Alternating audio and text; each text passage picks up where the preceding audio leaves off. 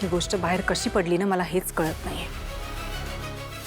पोलिसांनी अजून याबाबतीत स्टेटमेंटही दिलं नाहीये, मग सगळ्यांना कसं कळलं का? अहो कौशिकीताई, पोलिसांनी सांगायची काय गरज आहे? जी घरातली माणसं स्वतःच्याच घरातल्या माणसांना तुरुंगात डांबून ठेवण्याची व्यवस्था करतात ना, ती त्यांची बदनामी करायलाही मागे पुढे बघणार नाहीत। मला कळतंय ना ह्या सगळ्याला कोण जबाबदार आहे। तारिणी असं करणार नाही मला नाही वाटत, पण जे आहे ते आहे। दिसतं तसं नसतं म्हणून जग फसतं कौशिकीताई। अहो तारिणी आहेच तशी, मी किती चांगली आहे हे दाखवायची आयती संधी आहे ना आता। ती कशी सोडेल? ती शांत बसणार नाही। आतापर्यंत 10 जणांना फोन करून सांगून झालं असेल सगळं। नाही तुम्ही विश्वास ठेवा, पण या सगळ्याचा एकदा विचार करा ना।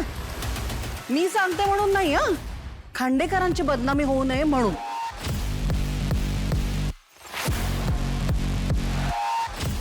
माझ्या निशी आणि जावई बापूंबद्दल सगळ्यांचं मत वाईट केलंस ना तारिणी, आता तू बघ तुझ्याबद्दल सगळ्यांच्या मनात कसं विष पेरते मी। युवराज भाऊजींची आता रितसर चौकशी होणार।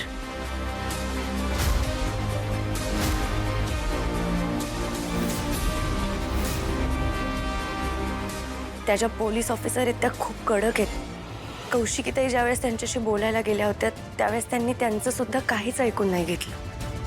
पण बाबा, इथे सगळ्यांनाच युवराज भाऊजींची खूप काळजी आहे, त्यामुळे कोणी ना कोणीतरी त्यांना सोडवण्याचा प्रयत्न नक्की करणार।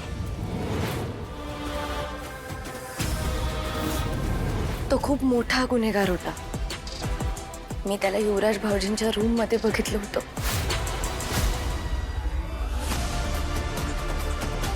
घरातल्या गोष्टी घरातच राहायला हव्यात। जी गोष्ट 4 भिंतींमध्ये घडलीये त्याची चर्चा मला नकोय। नाही नाही, बाबांचा फोन होता। समरही या बाबतीत काहीही बोलायची गरज नाहीये। ताई पण काळजीपोटी विचारत होते। मिसेस बेलसरे आल्या आहेत ना घरी, त्यांना माहिती आहे सगळं। जे काय कळायचंय ते त्यांच्याकडनंच कळू दे। पण एक मुलगी म्हणून दुसऱ्या गोष्टी सुद्धा आहेत बोलण्यासारख्या, त्या बोल। खांडेकरांची अब्रू जपणं ही सून म्हणून तुझी सुद्धा जबाबदारी आहे हे विसरू नकोस तारिणी। तू स्टेटमेंट दिलंस ना युवराजबद्दल, ते खरं होतं। तू सत्य बोललीस आणि मी तुझी बाजू घेतली ना,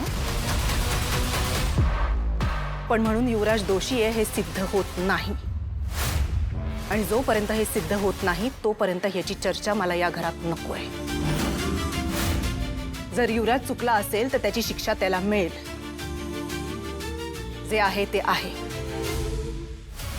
पण जर तो चुकला नसेल आणि तरीही तो जेलमध्ये असेल तर खांडेकरांच्या नावासाठी हे घातक आहे, हे कळतंय का तुला?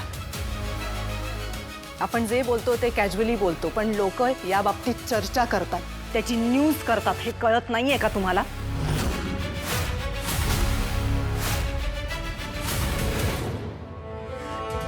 सॉरी ताई।